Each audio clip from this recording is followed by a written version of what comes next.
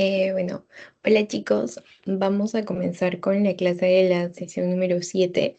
El día de hoy vamos a ver todo lo que es examen físico abdominal, ¿ok? Recordemos que el examen físico abdominal nos lleva a nosotros a poder crear diagnósticos, nos guía el diagnóstico como tal, tanto la anamnesis es muy importante por la cronología del orden de los síntomas que va a presentar el paciente. Y además de eso es muy importante porque nos lleva a ver el examen físico, tanto de la inspección, tanto la ocultación, la percusión y la palpación son muy importantes en este examen físico, debido a que inclusive el orden de hacer el examen físico varía. ¿Ok?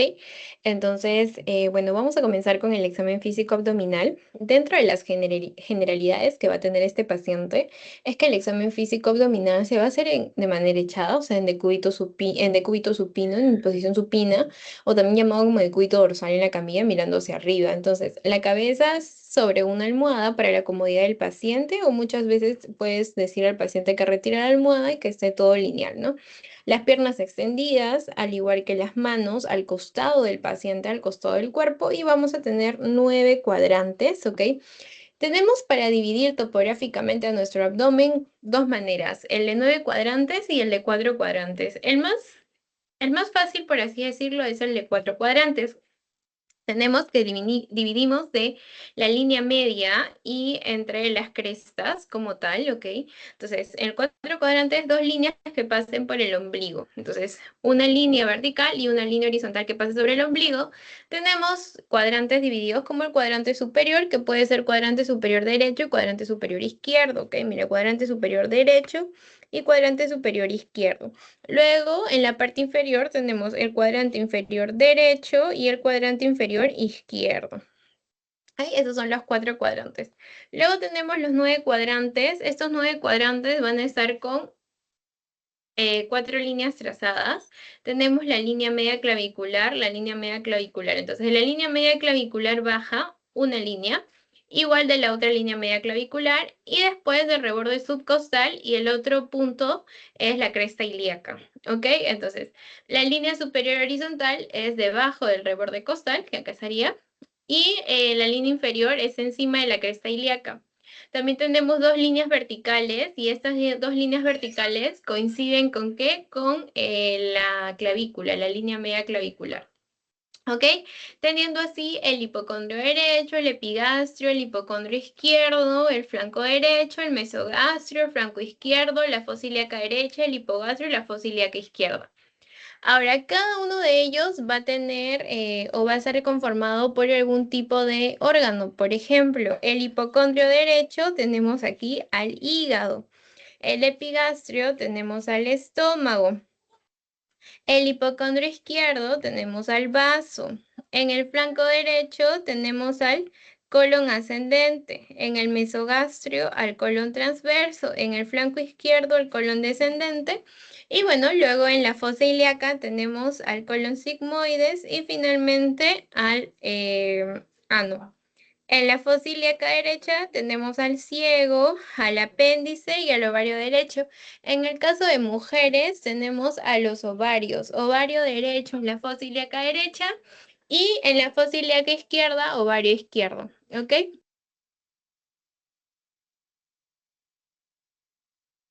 Entonces, ¿esos cuadrantes para qué sirven? Esos cuadrantes básicamente sirven para poder nosotros topográficamente evaluar probablemente qué órgano esté afectado cuando le duele al paciente, ¿no? Entonces, por ejemplo, ¿no? Si nos duele el hipocondrio derecho, es por el hígado. O sea, podríamos como, no necesariamente siempre se tenga que cumplir eso, pero sí podría guiar nuestro diagnóstico. Por ejemplo, si tenemos dolor en el hipocondrio izquierdo, tal vez podría ser el vaso, en el epigastrio, el estómago. Por ejemplo, en la fosa ilíaca izquierda podría ser en el caso de las mujeres el ovario, en el caso de los varones y mujeres el colon sigmoide. ¿Ok? Entonces, eso sería, sobre todo. Y bueno, los 4 cuadrantes como tal sirven para utilizar el ombligo como tal para dividir en 4 cuadrantes, tanto superior, inferior, derecho e izquierdo. ¿Ok? Entonces ya hemos visto 9 cuadrantes y 4 cuadrantes. Luego de ver eso, vamos a pasar a los pasos del examen físico abdominal. Teniendo en primer lugar la inspección, en segundo lugar teníamos a quién, a la palpación normalmente, pero en este caso la palpación pasa para el final. Todo tiene una razón, porque normalmente los pacientes vienen con abdomen agudo, o sea, bien puede ser médico o bien puede ser quirúrgico, pero sienten un dolor abdominal tremendo. Entonces, al momento de yo palpar, voy a alterar los ruidos hidroaéreos, voy a alterar los sonidos del paciente, inclusive al palpar yo voy a generar un dolor cuando el paciente lo toco, le toco el abdomen, va a hacer que le duela tanto que el paciente va a decir, no, ya no me toques, no me examines, por favor, ¿ok? Entonces, esa es una característica que tenemos que tener en cuenta. Entonces, en la inspección, como habíamos dicho, dentro de la morfología, vamos a ver la forma del abdomen, vamos a ver si el abdomen es un abdomen plano, un abdomen con leve abovedamiento, un abdomen, si hay un tamaño, cuál es el tamaño, cuál es el perímetro abdominal, la simetría. Entonces, básicamente la morfología sirve para ver la forma del abdomen, que puede ser plano, levemente abombado.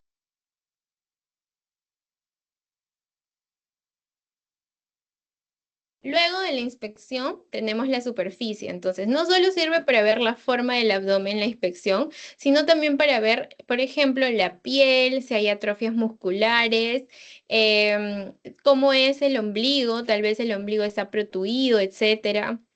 Sirve para ver también las cicatrices que pueda tener el abdomen del paciente, porque muchas veces en la anamnesis nosotros decimos, em, en la anamnesis podemos decir, no, nunca he tenido ninguna operación, no he tenido ninguna cirugía, pero le veo ahí la cicatriz de Murphy, etcétera, ¿no? Entonces, eso es importante, porque es importante ver las cicatrices para ver si ha habido operaciones previas, traumatismos previos, etcétera.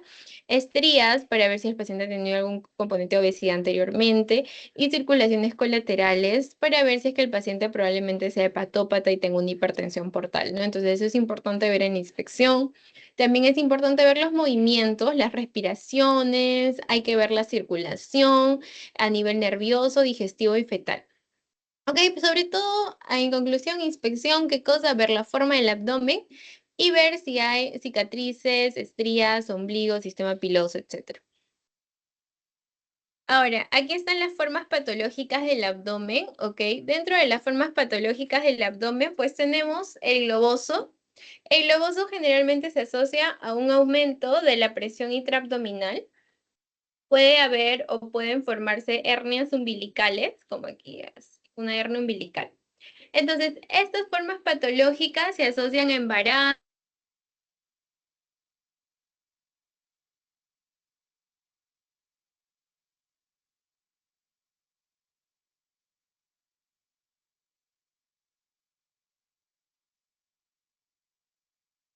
Entonces, el globoso se asocia a pacientes con ascitis, pacientes embarazadas, pacientes con tumores intraabdominales.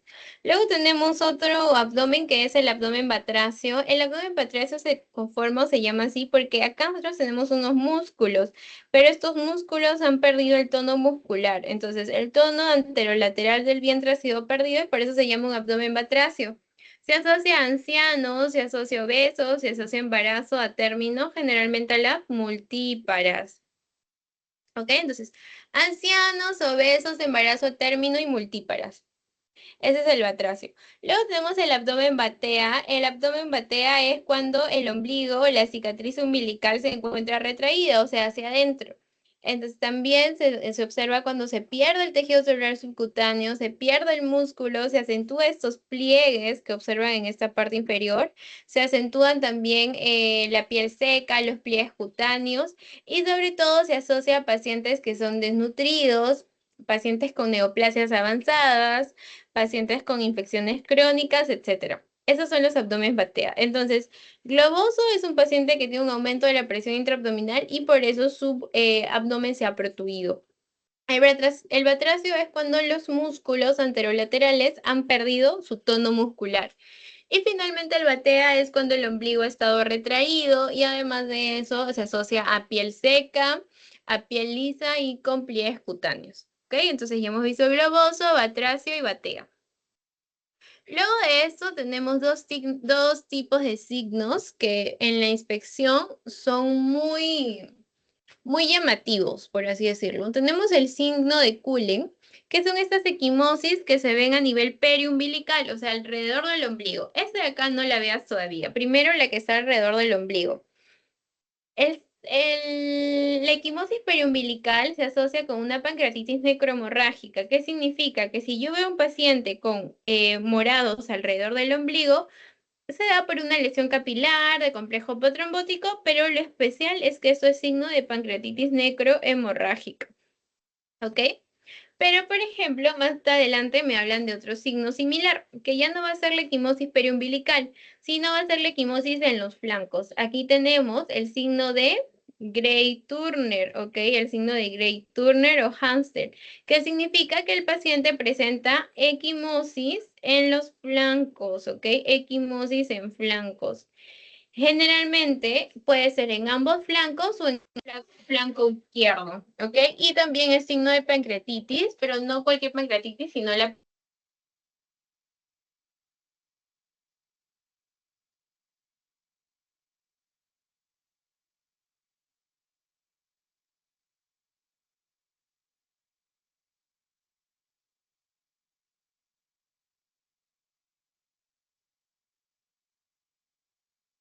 Ya hemos visto signo de Cullen, signo de Grey Turner, y hemos visto en la inspección los tipos de abdomen como globoso, batea, también hemos visto los otros tipos de abdomen. Y también los cuadrantes son importantes para ver y para poder señalar topográficamente dónde es que el paciente le duele como tal. ¿Ok? Luego de eso tenemos la auscultación. La auscultación sirve para ver, por ejemplo, ruidos hidroaéreos. Los ruidos hidroaéreos es lo primero que vamos a hacer al momento de colocar el estetoscopio en el abdomen del paciente. Ahora me preguntarás, ¿por qué la auscultación es primero antes que la palpación y la percusión aquí? Porque nosotros queremos escuchar los ruidos hidroaéreos y los ruidos hidroaéreos se van a alterar si es que yo empiezo a percutir, yo empiezo a palmar, a palpar como tal el abdomen, el paciente va a generar dolor, se va a mover y los ruidos hidroaéreos van a cambiar, se van a alterar, va a haber cierto error. Entonces, si yo quiero escuchar los ruidos hidroaéreos fidedignos, primero hago la inspección y luego la auscultación. Ese es el orden en sistema abdominal. Entonces, los ruidos hidroaéreos son... ¿Cuántos ruidos hidroaéreos es normal? De 5 a 35 ruidos hidroaéreos por minuto. O sea, cuando yo coloco para yo decir ruidos hidroaéreos aumentados o ruidos hidroaéreos disminuidos. Ruidos hidroaéreos disminuidos menor a 5, aumentados mayor a 35, ¿ok? Ahora, en diarreas los ruidos hidroaéreos sí van a estar aumentados en frecuencia y en intensidad, ¿ya? Luego tenemos para ver el hilo paralítico. El hilo paralítico es como tal una emergencia quirúrgica, una emergencia, porque puede ser tipo quirúrgico y médico, pero el hilo paralítico es la ausencia de actividad intestinal, pero sí o sí es una emergencia que debe ser resuelta. Ya, luego tenemos los roces de fricción. Estos se pueden dar entre el hígado y entre el vaso. Ya, finalmente los soplos arteriales para ver aorta, renal y femoral. Luego de esto tenemos lo que se conoce como los borborojismos. Los borborojismos son los que se simulan al ruido intestinal. Ahora, estos ruidos intestinales son los movimientos básicamente de los intestinos a medida que se empiezan a impulsar los alimentos. Y son sonidos que suenan como tubería de agua. Es decir, tengo mi tubo, pasa el agua, eso es similar, va a ser el contenido alimentario cuando pasa por los intestinos y el ruido intestinal. Ahora, ¿indican funcionamiento del tubo digestivo? Sí lo indican. Eso es el barbarismo. Si hay una ausencia, significaría que probablemente estemos ante un hilo paralítico, entre una obstrucción abdominal. Entonces, probablemente requiera tratamiento quirúrgico. Ok, entonces estos son algunos de los focos para ver arterias a nivel abdominal. Tenemos, por ejemplo, el foco de la aorta, el de la arteria renal derecha, la arteria renal izquierda, la arteria ilíaca derecha, la arteria ilíaca izquierda, la arteria femoral derecha y femoral izquierda. Ok, son alrededor de 7 focos para poder auscultar y escuchar los latidos básicamente de las arterias como tal, ¿ok? Entonces ya hemos visto inspección, ya hemos visto auscultación, ahora vayamos a percusión. Pues la percusión se va a realizar con un dedo, que es el dedo plexímetro, y con dos dedos, al ser el dedo percutor. Entonces, comencemos, siempre va a ser como en una pirámide hacia abajo. Entonces, se va a golpear la percusión de un dedo con los dos dedos apoyándonos el plexímetro y el percutor. El sonido predominante, obviamente, porque las fosas intestinales son una víscera hueca y además de eso están llenas de aire muchas veces, el sonido que va a predominar es el timpanismo. Entonces, si a ti te preguntan qué es lo que nosotros deberíamos encontrar en una percusión del abdomen, es el sonido timpánico. La percusión va a iniciar ¿desde dónde? Desde aquí, desde mi apéndice sifoides. ¿Ok? Desde mi apéndice sifoides, ¿hasta dónde? Hasta el hipogastrio, y lo va a hacer en forma de líneas desde el hipogastrio hasta las fosas ilíacas, ¿ok? Entonces vienes aquí, bajas, bajas. Entonces, esa es la manera de percutir un abdomen, no en círculo, no en corazón, no en ruedas, sino desde el apéndice sifoides hasta el hipogastrio y luego vas hacia las fosas ilíacas, ¿ok? Entonces, primero tenemos hipogastrio, fosas ilíacas y empiezas a percutir. Ahora, en la percusión podemos encontrar timpanismo abdominal. El timpanismo abdominal es un sonido normal que deberíamos escuchar. ¿Por qué? Porque significa que hay un aumento del contenido gaseoso.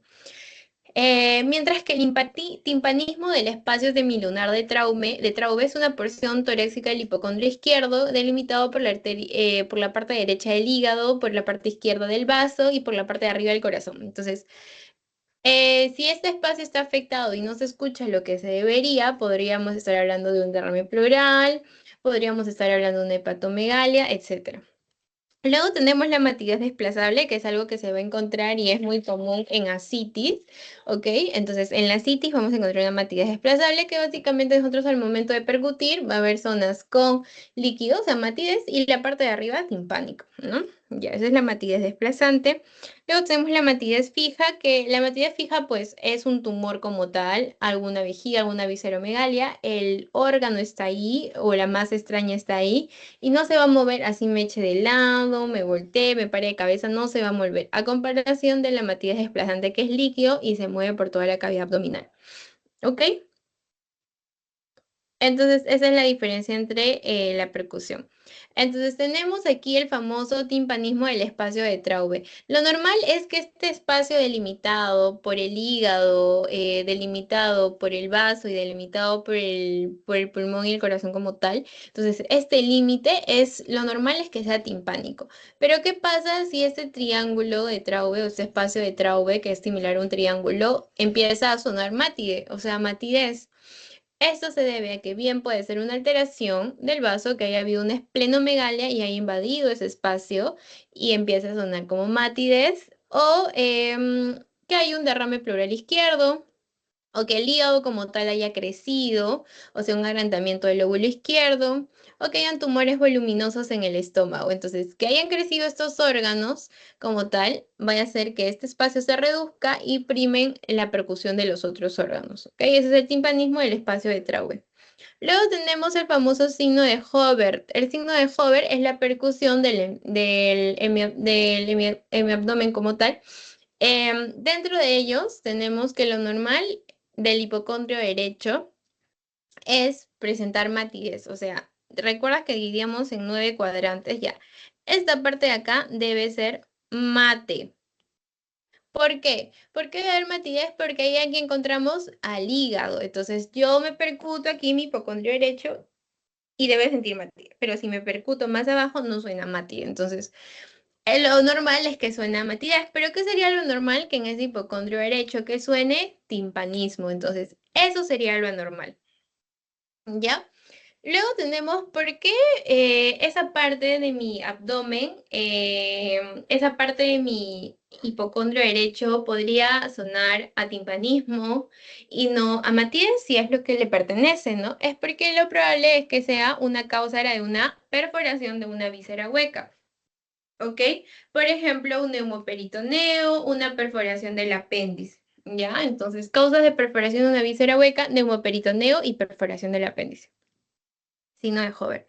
Ahora, luego tenemos la palpación y básicamente encontramos diferentes signos. Pueden ser signos para pancreatitis, signos para apendicitis, signos para colelitiasis, para colecistitis, etcétera. Entonces, existe un signo que es el signo de McBurney. El signo de McBurney te va a servir ¿para qué? Para apendicitis aguda. ¿En qué consiste? Vas a trazar una línea en tu ombligo y en tu espina ilíaca superior y esta línea la vas a partir en tres. ¿Ok? En el tercio, en el punto que queda en el tercio medio y en el tercio inferior, en este punto de acá se va a llamar punto McBurney. Y si te duele ahí al momento de presionar y soltar, ¿en qué consiste? En que el paciente probablemente esté presentando una apendicitis aguda, ¿ok? Dolor en la palpación, el punto de McBurney. Luego tenemos algo que se conoce como el signo de Bloomberg. ¿En qué consiste el signo de Bloomberg? Es un dolor que se provoca al descomprimir bruscamente la fosa ilíaca. Después a una presión bien profunda acá.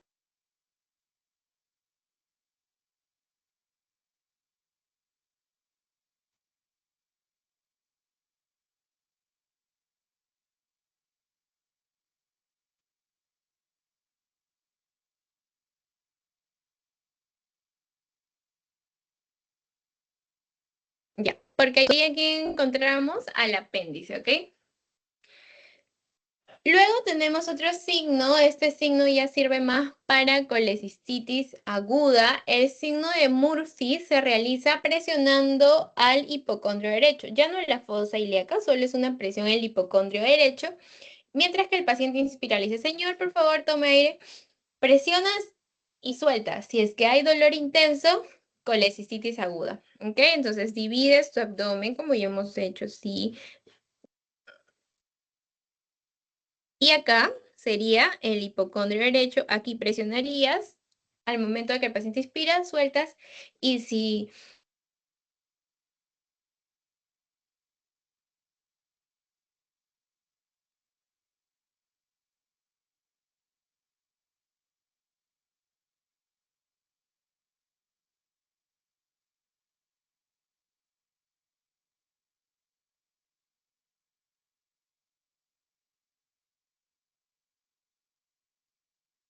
entonces, ¿qué sería? Probablemente sea una colecistitis aguda según el signo de Murphy. ¿Ya? Y ahí está.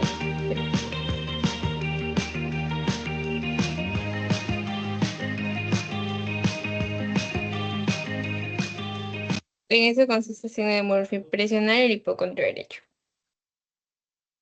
Ahora, esto es una pregunta para que puedan resolverlo. Les voy a dar como que 30 segundos porque es súper rápido.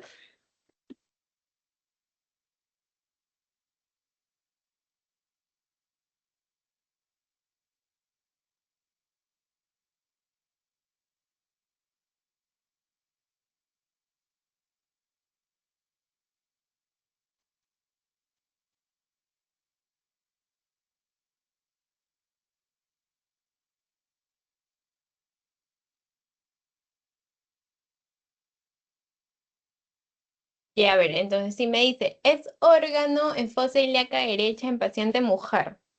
Útero no es en fosa ilíaca, sigmoides tampoco. En la derecha no, en la izquierda sí. Colon descendente tampoco, esos son en los flancos. Y ligamento de Treis tampoco. Entonces, ¿cuál sería? El ovario. Muy bien. Luego te dice equimosis periumbilical, que son esos puntos morados alrededor, produciendo el signo de Cullen, que es la equimosis a nivel del ombligo. ¿Qué se puede presentar? ¿En qué tipo de enfermedad? En pancreatitis. ¿Pero en qué pancreatitis? Pancreatitis aguda. Y si te dicen necrohemorrágica, mucho mejor. ¿Cuál será? Pancreatitis aguda. Muy bien.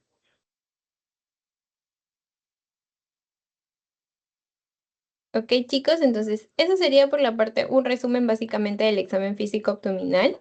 No sé si tienen alguna duda, alguna pregunta, me la podrían hacer llegar por interno. Igual para darles un mejor contexto de esta clase, el examen físico abdominal es algo que no debe pasar de servido a ustedes al momento de inspeccionar a una persona. En la inspección, ¿qué es lo primero que vas a hacer? Es lo que vas a ver las formas del abdomen, vas a ver signos que solo se necesiten como, por ejemplo, en la en la pancreatitis necrohemorrágica, cuando vemos esta equimosis periumbilical o en flancos, que es muy importante. Luego de la inspección tenemos qué cosa, la auscultación, y la auscultación sirve para escuchar ruidos, ¿verdad? Para escuchar los famosos ruidos abdominales, para ver los borbojeos, para eso es importante. También podemos escuchar soplos como tal, no es lo común, pero sí se podría escuchar. Luego de la auscultación tenemos la percusión sirve para escuchar sonidos que se dan al momento de percutir el abdomen, el clásico es el timpanismo, pero existen, por ejemplo, el signo de Hover, que es importante, que si es que en ese lugar suena otro sonido que no sea timpánico, que es lo normal, probablemente sea una esplenomegalia, probablemente sea una hepatomegalia, un derrame pleural, etcétera, que estén ocupando ese triángulo delimitado por ciertos órganos. ¿Ok? Luego.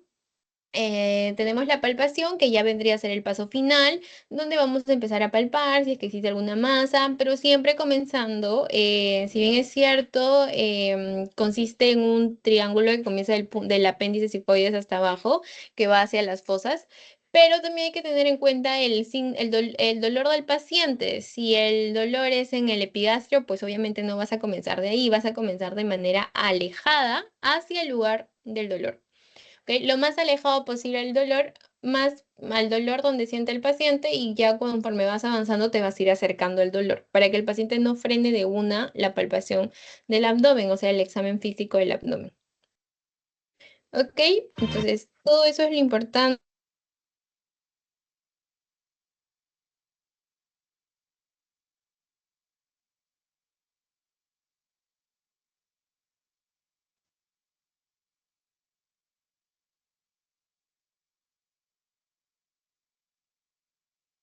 Un minuto para poder continuar con la segunda clase, que es enfermedad por reflujo gastroesofágico.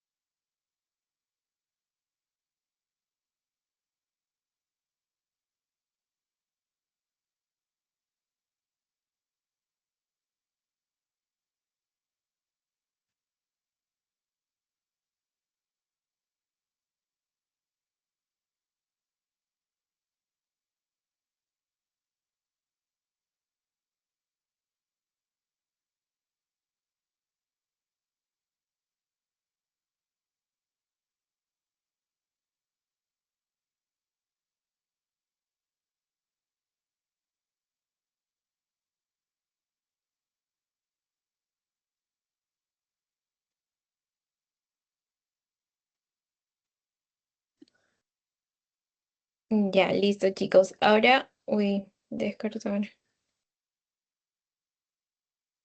Ahora vamos a continuar con la sesión número 7, que vendría a ser ERGE también. La enfermedad por reflujo gastroesofágico es una enfermedad muy común para las citas gastroenterológicas. ¿Por qué? Porque el paciente viene y te refiere un disconfort, siente como si la comida viniera a su boca, se siente incómodo, siente como un reflujo ácido que viene a su boca. Entonces, esos son los síntomas característicos de enfermedad por reflujo gastroesofágico. ¿Ok? Nosotros tenemos que conocer que este es nuestro esófago, ¿ya? Tiene un esfínter esofágico superior, un esfínter esofágico inferior, ¿ok? Y estos van a, ¿cómo se dice? Van a actuar como si fueran una bomba, ¿ok? Que evita que el reflujo venga, ¿ok? Que evita que básicamente el contenido alimentario del estómago regrese al esófago. ¿Qué pasa cuando sobre todo el esfínter esofágico inferior falla? ¿Qué pasa cuando falla? Pues hay problemas, por ejemplo, hipotonías, disminución en la presión, hace que se vuelva más débil este esfínter, entonces permite el paso de los alimentos del estómago al esófago. Y eso va a llevar a consecuencia de que este esófago empiece a tener cambios, o sea, bien puede ser que empiece a ser una esofagitis, empiece a ser una estenosis esofágica, puede ser que se convierta en una metaplasia, en una displasia y posteriormente en adenocarcinoma, ¿ok? Por eso es muy importante todo paciente que venga por enfermedad por reflujo gastroesofágico tratarlo.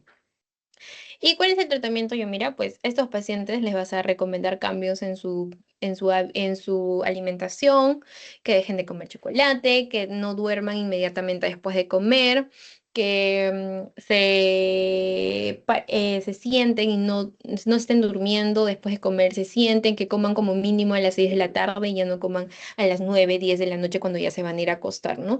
Evitar el café, evitar el chocolate, hacer deporte, ejercicio. Y el único fármaco que se da si es que no sirven los cambios en el estilo de vida vendría a ser el omeprazol. Más que eso, no hay, chicos, ¿ya? Después, y en casos muy agudos, en pacientes que han respondido por primera vez y posteriormente no responden, se pueden hacer cirugías, miotomías, etcétera. ¿Ya? Pero para ustedes es importante saber cuáles son las partes del esófago, el esófago cervical, el esófago cervical, que son desde la C6 hasta la T1, de lo de T1 a T12, ¿cómo se llama? Esófago torácico, y finalmente tenemos el esófago abdominal que termina en el cardio, ¿no? Entonces, ¿cuál es la longitud de un esófago? 30 centímetros. ¿Y cuáles son las porciones? Tenemos la porción cervical, o sea, el esófago cervical, el esófago torácico y el esófago abdominal. ¿Ok? Ahora, ¿cuáles son la terminología que debemos tener en cuenta? O sea, los términos que tenemos que tener en cuenta. Disfagia. La disfagia se conforma o se llama o se entiende como un disconfort al pasar los alimentos. La odinofagia como un dolor al pasar los alimentos, ¿ok? Mientras que la pirosis es esa sensación de ardor, ¿ok? Y la cialorrea es la salivación excesiva. ¿Ok? Entonces, ¿cuáles son las porciones que tenemos que tener en cuenta? La longitud del esófago.